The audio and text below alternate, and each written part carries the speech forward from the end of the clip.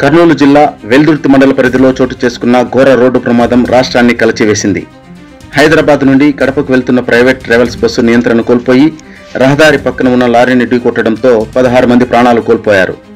మరికొంతమంది తీవ్రంగా గాయపడ్డారు. ప్రమాదం జరిగిన వెంటనే పోలీసులు, అగ్నిమాపక సిబ్బంది సంఘటనా స్థలానికి చేరుకుని సహాయక చర్యలు చేపట్టారు. గాయపడిన వారిని వెంటనే కర్నూలు ప్రభుత్వ జనరల్ ఆసుపత్రి మరియు ఆకాశ్ ప్రైవేట్ ఆసుపత్రికి తరలించారు.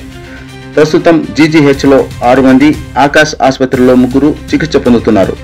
వారి ఆరోగ్య పరిస్థితిపై వైద్యులు నిరంతరం పర్యవేక్షణ చేస్తున్నారు. ఈ ఘటనపై రాష్ట్ర హోంమంత్రి అనిత తీవ్ర విచారం వ్యక్తం చేసింది.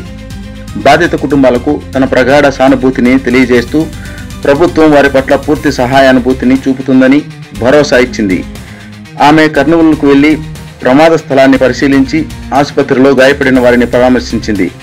మంత్రి అనిత మాట్లాడుతూ ఈ ప్రమాదంపై అన్ని కోణాల్లో 16 బృందాలతో సమగ్ర దర్యాప్తు ప్రారంభించామని, బస్సు సాంకేతిక లోపం, డ్రైవర్ నిర్లక్ష్యం, వేగ పరిమితుల ఉల్లంఘన వంటి అంశాలపై సవివరంగా విచారణ జరిపి దోషులపై కఠిన చర్యలు తీసుకుంటామని తెలిపింది. ఇకపై ప్రైవేటు ట్రావెల్స్ బస్సుల్లో జరిగే ప్రమాదాలను నివారించేందుకు ప్రత్యేక విచారణ కమిటీని ఏర్పాటు చేయుచున్నట్లు మంత్రి వెల్లడించారు. రోడ్డు భద్రతా ప్రమాణాలను కఠినంగా అమలు చేయాలని, ఫిట్నెస్ లేని బస్సులు రోడ్లపై నడవకుండా చర్యలు తీసుకోవాలని అధికారులను ఆదేశించారు. రాష్ట్ర ప్రభుత్వం మృతుల కుటుంబాలకు తగిన ఆర్థిక సాయం అందించనుందని, ప్రమాదం మళ్లీ పునరావృతం కాకుండా రవాణా శాఖ, పోలీసు శాఖలు సమన్వయంతో ముందస్తు చర్యలు తీసుకోవాలని మంత్రి సూచించారు. ఆల్ ఇండియా పర్మిట్ ఉంది, ఫిట్నెస్ సర్టిఫికేట్స్ ఉన్నాయి, అన్నీ కూడా ఉన్నాయి ఇందులో. సో ఎందుకు జరిగింది, ఏం జరిగింది మీరు అన్న కోణంలో కూడా మేము ఈరోజు దర్యాప్తు చేయడానికి సిద్ధంగా ఉన్నాం. అన్ని కోణాల్లోనే దర్యాప్తు చేయమని గౌరవ ముఖ్యమంత్రి గారు ప్రత్యేకంగా దీని మీద ఆదేశించారు. ఈ రోజు మమ్మల్ని అందరినీ హుటాహుటిని ఇక్కడ పంపించడంలోనే ఇది ఎంత సీరియస్ గా రాష్ట్ర ప్రభుత్వం తీసుకున్నదన్న విషయం కూడా మీరు గ్రహించుకోవాలి.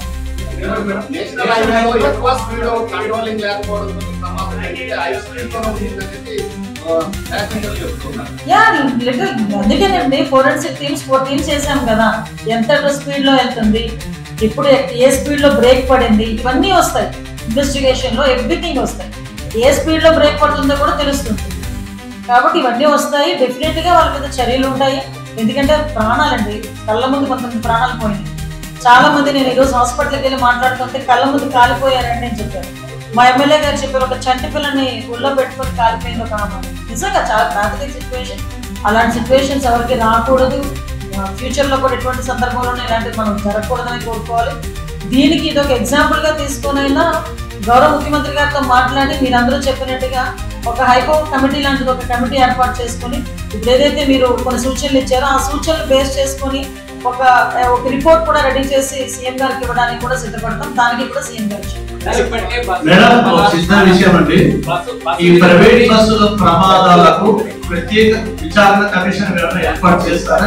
ఇప్పుడు అదే చెప్పానండి మీతో.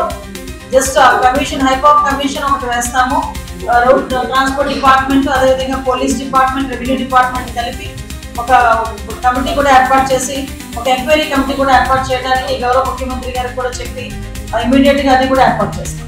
ఇప్పుడు మేము ఏర్పాటు చేయబోయే కమిషన్ ఏదైతే ఉందో, కమిటీ ఏదైతే ఉందో 3 డిపార్ట్మెంట్లు కలిపి, అందులో అన్ని ఎంక్వైరీలు కూడా జరుగుతాయి, అన్ని డీటెయిల్స్ బయటకు వస్తాయి.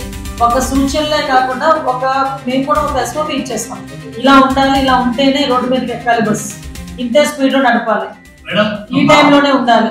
అదైతే క్లియర్ గా తెచ్చుకుంటామండి.